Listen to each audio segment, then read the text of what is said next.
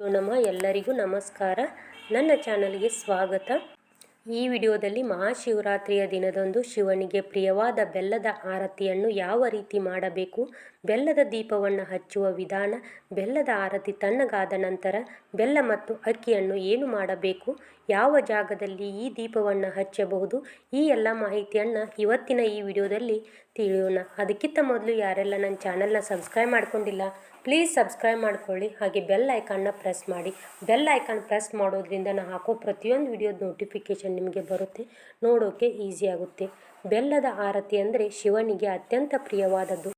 ಪ್ರತಿ ಸೋಮವಾರದಂದು ಬೆಲ್ಲದ ಆರತಿಯನ್ನು ಮಾಡುವುದರಿಂದ, ಬೆಲ್ಲದ ದೀಪವನ್ನು ಹಚ್ಚುವುದರಿಂದ ನಮ್ಮ ಎಲ್ಲ ಕಷ್ಟಗಳು ದೂರವಾಗುತ್ತದೆ ಎಂಬ ನಂಬಿಕೆ ಇದೆ. ಸಾಧ್ಯವಾದರೆ ಶಿವನ ಪೂಜೆ ಮಾಡುವವರು ಶಿವಭಕ್ತರು ಪ್ರತಿ ಸೋಮವಾರದಂದು ಶಿವನಿಗೆ ಬೆಲ್ಲದ ಆರತಿಯನ್ನು ಮಾಡಿ ಮನೆಯಲ್ಲಾದರೂ ಈ ಒಂದು ಶಿವ ಬೆಲ್ಲದ ಆರತಿಯನ್ನು ಮಾಡಬಹುದು. ಶಿವನ ಫೋಟೋವನ್ನು ಸ್ಥಾಪನೆ ಮಾಡಿ ಪೂಜೆ ಮಾಡಿ ಈ ಒಂದು ಬೆಲ್ಲದ ಆರತಿಯನ್ನು ಮಾಡಬಹುದು. ಹಾಗೆ ದೇವಸ್ಥಾನದಲ್ಲೂ ಕೂಡ, ಶಿವನ ದೇವಸ್ಥಾನದಲ್ಲೂ ಕೂಡ ಈ ಒಂದು ಬೆಲ್ಲದ ಆರತಿಯನ್ನು ಮಾಡಬಹುದು. ಶಿವರಾತ್ರಿಯ ದಿನದಂದು ಶಿವನ ಭಕ್ತರು ಶಿವಲಿಂಗಕ್ಕೆ ಪೂಜೆ ಮಾಡಿ, ಶಿವಲಿಂಗಕ್ಕೆ ಅಭಿಷೇಕವನ್ನು ಮಾಡಿ, ಬಿಲ್ವಪತ್ರೆಯನ್ನು ಅರ್ಪಿಸಿ, ಶಿವನ ಮಂತ್ರವನ್ನು ಪಠಿಸಿ, ದಿನವಿಡೀ ಉಪವಾಸವಿದ್ದು ರಾತ್ರಿ ಇಡೀ ಜಾಗರಣೆ ಇದ್ದು ಶಿವಪೂಜೆಯನ್ನು ಕೈಗೊಳ್ಳುತ್ತಾರೆ. ಈ ಶಿವರಾತ್ರಿಯ ದಿನದಂದು ಶಿವಲಿಂಗಕ್ಕೆ ಅಭಿಷೇಕದ ಜೊತೆಗೆ ಶಿವಪೂಜೆಯ ಜೊತೆಗೆ ಬೆಲ್ಲದ ಆರತಿಯನ್ನು ಮಾಡುವುದು ಕೂಡ ಉತ್ತಮ. ಬೆಲ್ಲದ ಆರತಿ ಅಥವಾ ಬೆಲ್ಲದ ದೀಪವನ್ನು ಹಚ್ಚುವವರು ಬದಲಿಗೆ ಒಂದು ತಾಮ್ರ ಅಥವಾ ಬೆಳ್ಳಿ ಅಥವಾ ಹಿತ್ತಾಳೆಯ ತಟ್ಟೆಯನ್ನು ತೆಗೆದುಕೊಂಡು ಆ ತಟ್ಟೆಗೆ 3 ಹಿಡಿ ಅಕ್ಕಿಯನ್ನು ಹಾಕಿ ಆ ಅಕ್ಕಿಯನ್ನು ಆ ತಟ್ಟೆಯಲ್ಲಿ ಹರಡಿ, ಮೊದಲಿಗೆ ಅಕ್ಕಿಯಲ್ಲಿ ಶ್ರೀ ಓಂ ಮತ್ತು ಸ್ವಸ್ತಿಕನ್ನು ಬರೆದು, ನಂತರ ಅಕ್ಕಿಗೆ ಅರಿಶಿನ, ಕುಂಕುಮ, ಅಕ್ಷತೆ, ಹೂವನ್ನು ಅರ್ಪಿಸಿ ಆ ಅಕ್ಕಿಯ ಮೇಲೆ ಬೆಲ್ಲದ ಅಚ್ಚನ್ನು ಇಡಬೇಕು. 2 ಬೆಲ್ಲದ ಅಚ್ಚನ್ನು ತೆಗೆದುಕೊಂಡು ಆ 2 ಬೆಲ್ಲದ ಅಚ್ಚನ್ನು ಅಕ್ಕಪಕ್ಕದಲ್ಲಿ ಇಡಿ. ಬೆಲ್ಲದ ಅಚ್ಚನ್ನು ತೆಗೆದುಕೊಳ್ಳುವಾಗ ಬೆಲ್ಲದ ಅಚ್ಚಿನಲ್ಲಿ ಹೋಲ್ ಇರ್ತಕ್ಕಂತಹ ಅಂದರೆ ರಂಧ್ರ ಇರ್ತಕ್ಕಂತಹ ಬೆಲ್ಲದ ಅಚ್ಚನ್ನು ತೆಗೆದುಕೊಳ್ಳಿ. ಎಲ್ಲ ಅಂಗಡಿಗಳಲ್ಲೂ ಕೂಡ ಈ ಒಂದು ಬೆಲ್ಲದ ಅಚ್ಚು ಸಿಗುತ್ತದೆ. ಅಂತಹ ಬೆಲ್ಲದ ಅಚ್ಚನ್ನು ತೆಗೆದುಕೊಂಡು ಎರಡನ್ನೂ ಅಕ್ಕಪಕ್ಕದಲ್ಲಿ ಇಟ್ಟು ಆ ಬೆಲ್ಲದ ಅಚ್ಚಿಗೆ ಅರಿಶಿನ, ಕುಂಕುಮವನ್ನು ಇಟ್ಟು ಅಲಂಕಾರ ಮಾಡಿ, ಹಾಗೆ ಬೆಲ್ಲದ ಅಚ್ಚನ್ನು ಅಕ್ಕಿಯ ಮೇಲೆ ಇಡುವ ಮುಂಚೆ ವೀಳ್ಯದೆಲೆಯನ್ನು ಕೆಳಭಾಗದಲ್ಲಿ ಒಂದೊಂದು ವೀಳ್ಯದೆಲೆಯನ್ನು ಇಟ್ಟು ಅದರ ಮೇಲೆ ಬೆಲ್ಲದ ಅಚ್ಚನ್ನು ಇಡಿ. ಏಕೆಂದರೆ ದೀಪವನ್ನು ಹಚ್ಚಿದ ನಂತರ ಬೆಲ್ಲದ ಅಚ್ಚೆಲ್ಲ ಕರಗಿ ಅಕ್ಕಿಯ ಮೇಲೆ ಬಿದ್ದು ಅಕ್ಕಿ ಮತ್ತು ಬೆಲ್ಲವು ಸೇರಿ ಅಂಟಂಟಾಗುತ್ತದೆ. ಆದ್ದರಿಂದ ಒಂದು ವೀಳ್ಯದೆಲೆಯ ಮೇಲೆ ಆ ಒಂದು ಬೆಲ್ಲದ ಅಚ್ಚನ್ನು ಇಟ್ಟು ದೀಪವನ್ನು ಹಚ್ಚಿ, ತುಪ್ಪದ ಬತ್ತಿಯನ್ನು ತೆಗೆದುಕೊಂಡು ತುಪ್ಪದಲ್ಲಿ ಆ ಬತ್ತಿಯನ್ನು ನೆನೆಸಿ ಬೆಲ್ಲದ ಅಚ್ಚಿನ ಒಳಭಾಗದಲ್ಲಿ ಆ ಬತ್ತಿಯನ್ನು ಇಡಿ.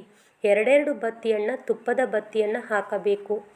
ಒಂದು ಬೆಲ್ಲದ ಅಚ್ಚಿಗೆ 2 ತುಪ್ಪದ ಬತ್ತಿ, ಇನ್ನೊಂದು ಬೆಲ್ಲದ ಅಚ್ಚಿಗೆ 2 ತುಪ್ಪದ ಬತ್ತಿಯನ್ನು ಇಟ್ಟು ಆ ದೀಪಕ್ಕೆ ಹೂಗಳಿಂದ ಅಲಂಕಾರ ಮಾಡಿ ನಿಮ್ಮ ಇಷ್ಟಾರ್ಥಗಳನ್ನು ಶಿವನ ಬಳಿ ಹೇಳಿಕೊಳ್ಳುತ್ತಾ ಅಗರಬತ್ತಿಯಿಂದ ಈ ದೀಪವನ್ನು ಹಚ್ಚಿ ನಿಮ್ಮ ಪ್ರಾರ್ಥನೆ ಮತ್ತು ಸಂಕಲ್ಪವನ್ನು ಹೇಳಿಕೊಳ್ಳುತ್ತಾ ದೀಪವನ್ನು ಹಚ್ಚಿ ಆ ದೀಪವನ್ನು ಶಿವನ ಮುಂಭಾಗದಲ್ಲಿ ಈ ದೀಪವನ್ನು ಹಚ್ಚಬೇಕು. ಕೊನೆಯಲ್ಲಿ ಪೂಜೆಯಲ್ಲಿ ಎಲ್ಲ ಮುಗಿದ ನಂತರ ನಿಮ್ಮ 2 ಕೈಯಿಂದ ಆ ದೀಪದ ತಟ್ಟೆಯನ್ನು ಹಿಡಿದುಕೊಂಡು ಶಿವನಿಗೆ ಶಿವನ ಮಂತ್ರಗಳನ್ನು ಪಠಿಸುತ್ತಾ ಆರತಿ ಮಾಡಿ. ಆ ಬೆಲ್ಲದ ಆರತಿಯನ್ನು ಮನೆಯಲ್ಲಾದರೂ ಮಾಡಬಹುದು ಅಥವಾ ಶಿವನ ದೇವಸ್ಥಾನದಲ್ಲಿ ಕೂಡ ಈ ಬೆಲ್ಲದ ಆರತಿಯನ್ನು ಮಾಡಬಹುದು. ಮನೆಯಲ್ಲಿ ಮಾಡುವವರು ತಟ್ಟೆಯನ್ನು ಉಪಯೋಗಿಸಿ ಅಕ್ಕಿಯನ್ನು ಹರಡಿ ದೀಪವನ್ನು ಹಚ್ಚಿ, ದೇವಸ್ಥಾನದಲ್ಲಿ ಮಾಡುವವರು ಬಾಳೆ ಎಲೆ ಅಥವಾ ಅಡಿಕೆ ತಟ್ಟೆಯ ಮೇಲೆ ತಟ್ಟೆಯನ್ನು ತೆಗೆದುಕೊಂಡು ಆ ತಟ್ಟೆಯಲ್ಲಿ ದೀಪವನ್ನು ಹಚ್ಚಿ ಆರತಿಯನ್ನು ಮಾಡಬಹುದು. ಇನ್ನು ಈ ದೀಪವನ್ನು ಹಚ್ಚಲು ಬಳಸಿರುವಂತಹ ಅಕ್ಕಿ ಮತ್ತು ಬೆಲ್ಲವನ್ನು ಏನು ಮಾಡಬೇಕು ಎಂದರೆ, ಆರತಿ ಎಲ್ಲ ಮಾಡಿದ ನಂತರ ಆ ದೀಪ ತಣ್ಣಗಾದ ನಂತರ ಬೆಲ್ಲ ಮತ್ತು ಅಕ್ಕಿಯಿಂದ ಏನಾದರೂ ಒಂದು ಸಿಹಿ ಪದಾರ್ಥವನ್ನು ಮಾಡಿ, ಪೊಂಗಲನ್ನು ಮಾಡಿ ದೇವರಿಗೆ ನೈವೇದ್ಯವನ್ನು ಅರ್ಪಿಸಿ. ಮನೆಯಲ್ಲಿರುವ ಎಲ್ಲರೂ ಕೂಡ ಇದನ್ನು ಪ್ರಸಾದ ರೂಪದಲ್ಲಿ ಸೇವಿಸಬಹುದು.